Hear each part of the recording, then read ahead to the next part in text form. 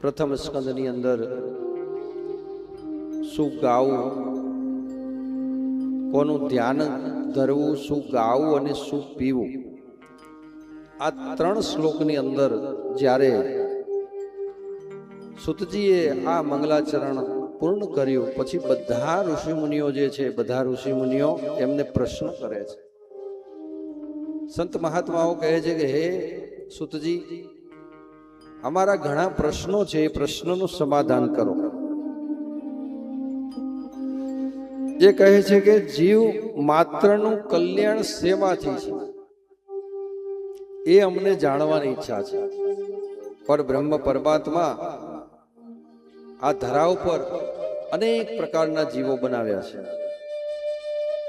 પશુ છે, પક્ષી છે, કીટ છે, પતંગ છે, વિવિધ જીવાત્માઓ જે છે આ સૃષ્ટિ ઉપર એમને મોકલ્યા છે અને બનાવ્યા છે. પણ આ જીવ માત્રનું કલ્યાણ શું, જીવ માત્રનું કલ્યાણ શાનાથી થાય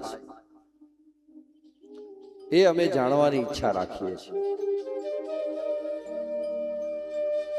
બીજું કે આપણા સનાતન ધર્મના અનેક શાસ્ત્રો છે, વેદો છે, પુરાણો છે, ઉપનિષદ છે, આવા અનેક શાસ્ત્રો છે. તો સર્વ શાસ્ત્રનો સાર શું,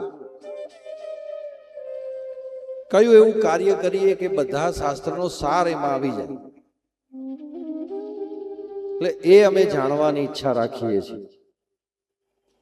બીજું કે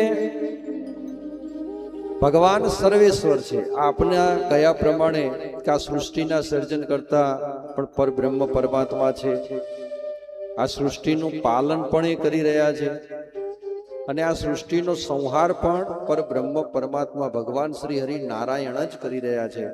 તો ભગવાનને વારંવાર જન્મ કેમ લેવો પડે છે? એ તો માત્ર ભ્રુકુટીએ હલાવી નાખે તો એ બધું અસ્ત વ્યસ્ત થઈ જાય. એમના માટે કઈ રમત વસ્તુ નથી. કોઈ દુરાચારી આત્મા હોય ને એનો પ્રાણ હરવો હોય તો એ તો ભગવાન માટે રમત વસ્તુ છે. સીધું હાર્ટ એટેક આપી દે, જય સીતારામ. ભગવાનના વારંવાર અવતાર લેવાની જરૂર શાના માટે? સર્વેશ્વર હોવા છતાં કેમ વારંવાર અવતાર લે છે? અને ભગવાન અવતાર લે છે તો અત્યાર સુધીમાં ભગવાનના કેટલા અવતારો થયા છે, એટલે એ પણ અમે જાણવાની ઈચ્છા રાખીએ છીએ.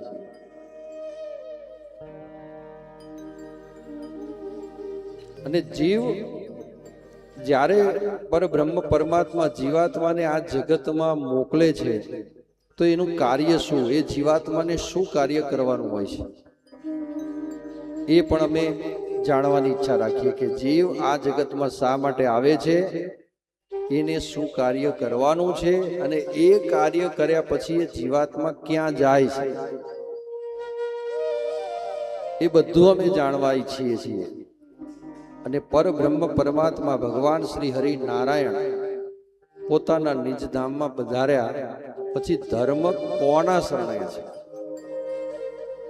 આ અમારા 6 પ્રશ્નો છે. આ 6 પ્રશ્નોનું તમે સમાધાન કરો.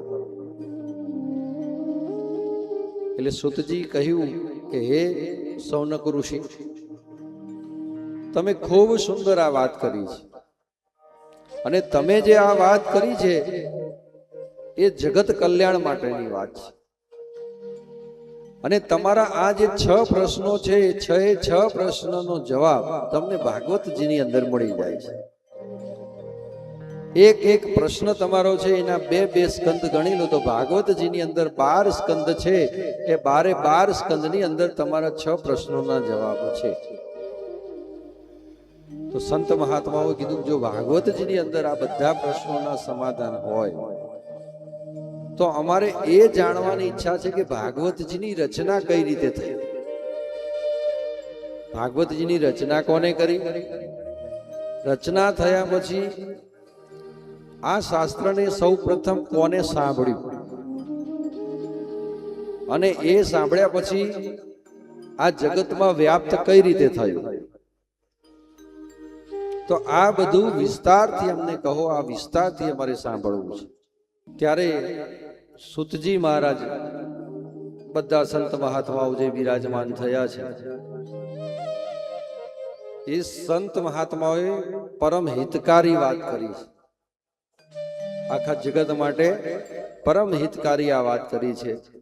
અને જો જીવનમાં કોઈ હિતકારી હોય અને પરમ હિતકારી હોય તો એ સંત મહાત્માઓ છે.